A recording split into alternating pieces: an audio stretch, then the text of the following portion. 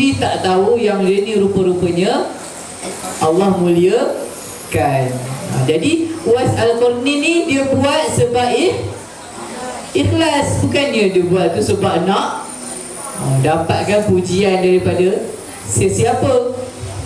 Bukanlah dapat pujian, malah dia dapat ejekan lagi. Orang gelakkan dia lagi kan.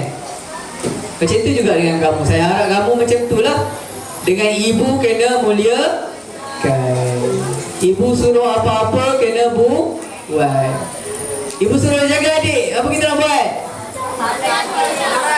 Jaga adik. Tapi sebelum jaga adik, hentak-hentak kaki dulu kan? Jangan buat. Kalau tak ada buat, lepas ni jangan buat. Ibu suruh angkat kain, sidai kain. Buat tak?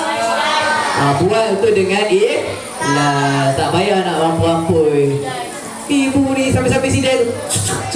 Ibu ni orang nak tengok TikTok.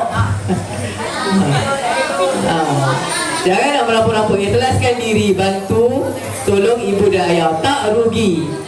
Semua tu ada ganjaran di sisi Allah. Jadikan Uwais Al-Qarni ni sebagai contoh. Boleh insya-Allah? Boleh. Jadi sebelum tu kita ulang balik. Siapa yang paling patut kita utamakan? Allah. Kedua, Nabi Rasulullah sallallahu alaihi wasallam. Yang ketiga, ibu. Seterusnya, seterusnya, seterusnya, seterusnya, seterusnya. Tak ada diceritakan dalam hadis tu lah. Tapi seterusnya orang-orang ahli keluarga kita yang terdekat lah. Abang, adik, kakak, atuk, nenek, pakcik, makcik, kan? Itu yang keluarga yang terdekat dengan kita. Wallahu ta'ala a'lam.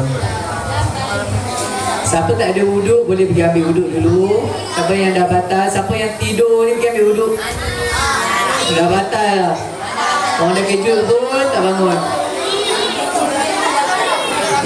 Okay, cepat ambil wuduk. Kena nak solat Isyak pula. Jangan bising. Ambil wuduk diam-diam. Imam